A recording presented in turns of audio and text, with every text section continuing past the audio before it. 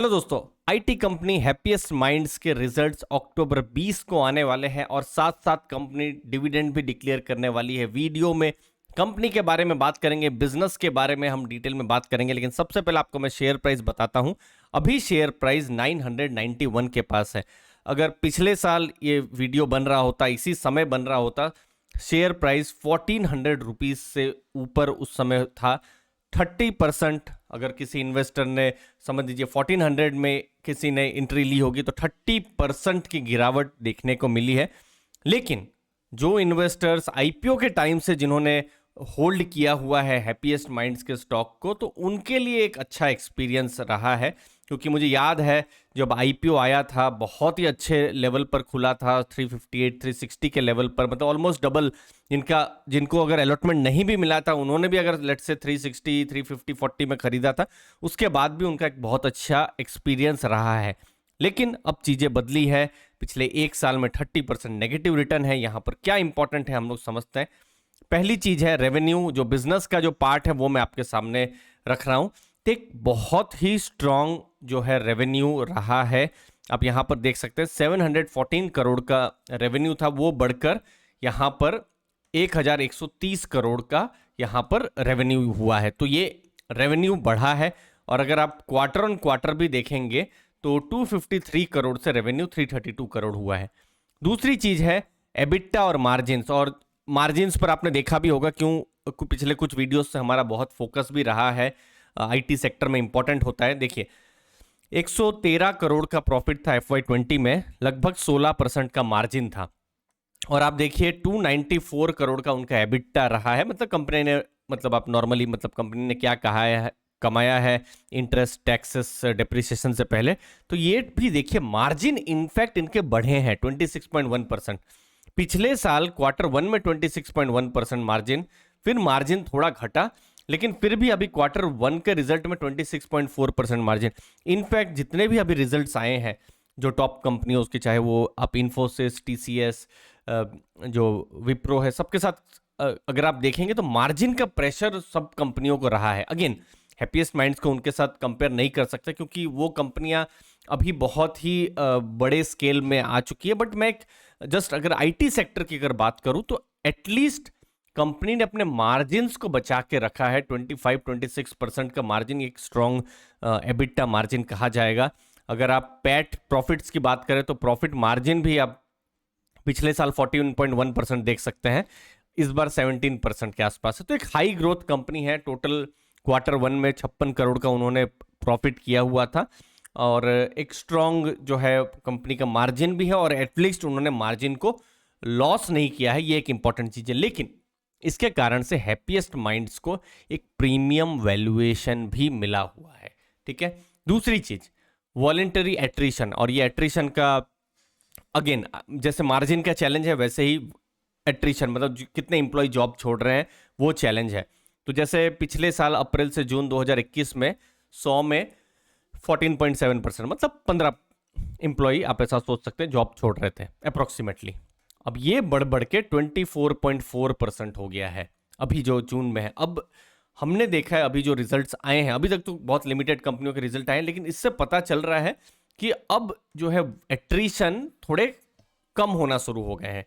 या तो 24 से 25 26 मैक्सिमम, या फिर 24 से नीचे। अगर ये एट्रिशन अगर नीचे जाना शुरू करता है Q2 में तो एक पॉजिटिव हो सकता है। मार्जिन्स भी अगर कंपनी ने अपने बचा के रखे तो ये भी एक पॉजिटिव हो सकता है। तो ये सब जब रिजल्ट अक्टूबर 20 को आएंगे तो हमको पता चलेगा। तो आप देख रहे होंगे कि मैं बिजनेस पर फोकस कर रहा हूँ, रिसर्च और लर्निंग पर फोकस करता हूँ, और यही चीज़ हमारा फोकस भी रहता है हमारे चैनल अर्ली फाइनेंशियल आज़ादी में। आप जो हमारा टेलीग्राम ग्रुप है उसको भी ज्वाइन कर सकते हैं। वैसा ही रिसर्च, फोकस और लॉन्ग टर्म लर्निंग पर ही फोकस रहता है, कोई भी टिप्स नहीं रहती है। फिर ये है एक और इंटरेस्टिंग डेटा। इनफैक्ट ये डेटा है कंपनी अपने कस्टमर्स से कितना कमाती है। तो समझ लीजिए एक कस्टमर से 100 रुपया कमाती है, तो सिमिलरली एक कस्टमर से कोई कंपनी 50 कमाती है, कोई कंपनी एक कस्टमर से 200 रुपया कमाती है। तो बेटर किसे कहा जाएगा? जो एक कस्टमर से 200 रुपया कमाती है। सिमिलरली ये एक डेटा है, जैसे पिछले साल Q1 में 7.5 लाख डॉलर कमा रही थी पर कस्टमर से, और वही अभी वो ज़्यादा कमा रही है। ये नंबर भी देखना है, जितने कस्टमर से जितना ज़्यादा कमाए, रेवेन्यू कमाए, उतना ही ज़्यादा अच्छा है। फिर अगेन ये ज्योग्राफी, ये एक और चैलेंज है, क्योंकि देखिए 66.6% बिजनेस उनका अमेरिका से आता है, यूरोप से कम आता है एटलीस्ट, चूंकि स्लो डाउन और जो रिसेशन का एटलीस्ट फिलहाल यूरोप में ज़्यादा खतरा दिख रहा है कंपेयर टू अमेरिका। तो एटलीस्ट कुछ हद तक देखिए प्रॉब्लम्स तो होगी ही, लेकिन बहुत ज़्यादा नहीं हो गया। अगर ये यूरोप में बहुत ज़्यादा बिजनेस होता, जैसे हमने बाकी के लार्ज कैप आईटी कंपनीज में वो चैलेंज देखने को मिला है, तो एटलीस्ट वो नहीं होगा। बट अगेन किस हिसाब से ग्रोथ करता है अमेरिका और यूरोप का बिजनेस, वो देखना भी बहुत ज़्यादा जरूरी है। बाकी इंडिया का बिजनेस है, ये सब बिजनेस भी जब भी रिजल्ट आएंगे तो हम लोग देखेंगे। तो ओवरऑल हैप्पीएस्ट माइंड्स एक प्रीमियम में ट्रेड कर रहा है। देखिए आईटी सेक्टर, अगेन बहुत सारी कंपनियां हैं, बट ये जो वैल्यूएशन जो सेक्टर को मिला हुआ है जनरली 20 से 30 का पी में मिला हुआ है, लेकिन कंपनी अगर आप देखेंगे उनका पी रेशियो 73 के आसपास है।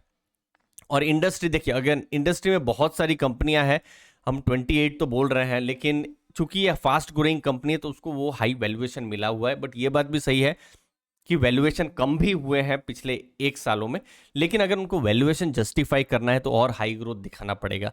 तो वो Q2 में हमको पता चलेगा कि क्या वो हाई ग्रोथ इन्वेस्टर्स को मिल रहा है और कुछ जो वो मार्जिन्स को मेंटेन कर पाते हैं कि नहीं। 97% रेवेन्यू उनकी नई टेक्नोलॉजी जैसे क्लाउड है, SAS है, फिर आर्टिफिशियल इंटेलिजेंस, फिर IoT, इन सब जगह से इनको मैक्सिमम रेवेन्यूज आ रहे हैं जो कि न्यू एज टेक्नोलॉजीज है। फिर डिजिटल प्रोडक्ट इंजीनियरिंग में उनकी स्ट्रांग पोजीशनिंग है। तो ये सब कुछ है जिसकी वजह से स्ट्रांग वैल्यूएशन मिला है यहाँ पर। और अगर उनको वैल्यूएशन को जस्टिफाई करना है, आप खुद यहाँ पर एक और दूसरा पैरामीटर भी देख सकते हैं, बुक वैल्यू 45 है और प्राइस टू बुक 21, जो कि बहुत ज़्यादा कही जाएगी। तो दो चीज़ें हैं इन्वेस्टर्स के लिए, एक तो बहुत फास्ट ग्रोइंग कंपनी है, मैनेजमेंट भी स्ट्रांग है, मिस्टर सूता उनका बहुत रिस्पेक्ट भी है जो आईटी सेक्टर में, तो वो सब चीज़ें बहुत स्ट्रांग है। लेकिन दूसरी जगह आपको यहाँ पर सस्ते में भी कंपनी नहीं मिल रही है। तो आप किस कैंप में है कि आप महंगी कंपनी को भी लेना चाहेंगे, या फिर वैल्यूएशन थोड़ा कम होने का, या फिर थोड़ा एक मीनिंगफुल करेक्शन का वेट करेंगे नई एंट्री से पहले, या फिर आप ग्रोथ एट एनी प्राइस जो कहते हैं ना कि आप किसी भी वैल्यूएशन में लेना चाहेंगे। जरूर बताइएगा कमेंट सेक्शन में। 20 तारीख में और ज़्यादा डेटा आएंगे, जब भी रिजल्ट्स आएंगे, साथ साथ डिविडेंड भी आने वाला है, कैसा डिविडेंड है सब कुछ हम आपके साथ शेयर करेंगे अर्ली फाइनेंशियल आज़ादी में। मुझे उम्मीद है आपको वैल्यू मिली होगी। आपके समय के लिए दोस्तों बहुत बहुत धन्यवाद। थैंक यू दोस्तों, धन्यवाद।